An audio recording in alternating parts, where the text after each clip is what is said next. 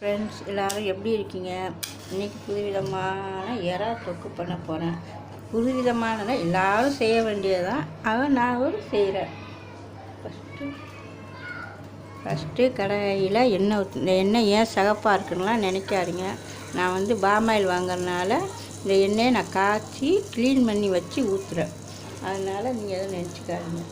First எடுத்துட்டு கருவேப்பிலை போட்டுக்கோங்க.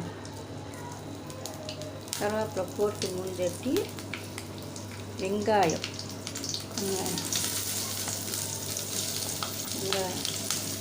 போட்டு நல்லா செவக்க விடணும்.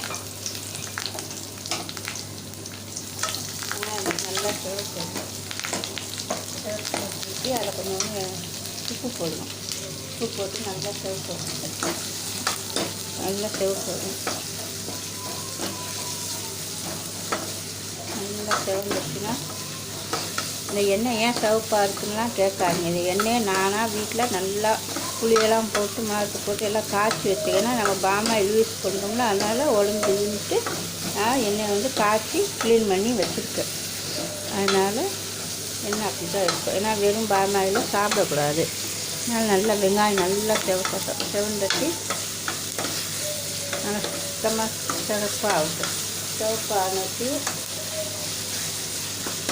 நல்லா சிவப்பானட்டி பூண்டு போடுங்க. பூண்டு மெயின் பூண்டை உரிச்சி போடக்கூடாது. பூண்டை இப்படி முழுசாக தோலோடு எடுத்து இப்படி தட்டி போடணும். தட்டி போட்டால் தான் உங்களுக்கு இந்த எறா வாசம் நல்லா க்ளீனாக வரும். நல்லா போட்டு சிவக்க விடணும். நல்லா சிவந்துட்டு, ஏன்னா அந்த வெங்காயத்தில் உப்பு போட்டுக்கணும். உப்பு போட்டால் தான் வெங்காயம் சீக்கிரம் வதங்கும். நல்லா வதங்கட்டும். நீங்கள் பார்க்குறவங்க எல்லாரும் லைக் பண்ணுங்கள், கமெண்ட் பண்ணுங்கள், சப்ஸ்கிரைப் பண்ணுங்கள். இந்த நல்லா வெங்காயம் செவந்த பிறகு தக்காளியை போடணும். தக்காளியை போட்டு நல்லா சுருங்கணும். நல்லா சுருந்துட்டு இந்த இதில் கொத்தமல்லி ஆஞ்சி வச்சுருக்கோம். கொத்தமல்லியும் போட்டுணும். கொத்தமல்லி நான் 5 நிமிஷம் கொத்தமல்லியும் போட்டு நல்லா போட்டுட்டு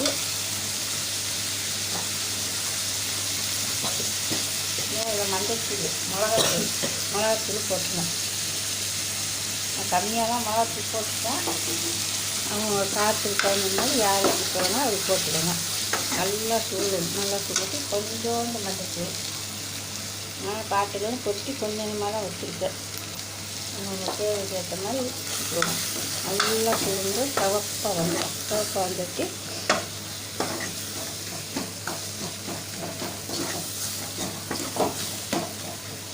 நல்லா சாப்பிட்டு நல்லா எண்ணெயிலே வெங்காயம் தக்காளி நல்லா சுருண்டு வந்த பிறகு எறா நான் ஏற்கனவே நல்லா க்ளீன் பண்ணி மஞ்சள் உப்பு போட்டு நல்லா பரட்டி வச்சுருக்கேன். ஏன்னா அப்போ தான் அந்த இறாவில் மஞ்சளும் உப்பு பிடிக்கும். அதனால் ஏற்கனவே 2 மணி நல்லா கழுவிட்ட மஞ்சள் தூள்லாம் போட்டு இது லாஸ்ட்டு 3ஆவது வாட்டி நல்லா மஞ்சள் தூள்லாம் போட்டு வச்சுருக்கேன். தான் இப்படி போட்டு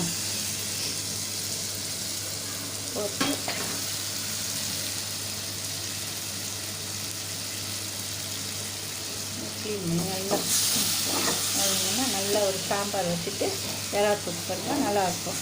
இன்றைக்கி எங்கள் வீட்டில் எறா தொக்கு ரசம் தான், வேறு ஒன்றும் கிடையாது.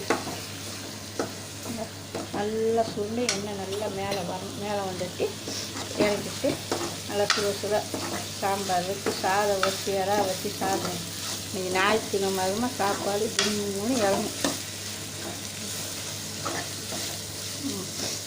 பார்க்குறவங்க லைக் பண்ணுங்கள், கமெண்ட் பண்ணுங்கள். பாய். அடுத்த வீடியோவில் புது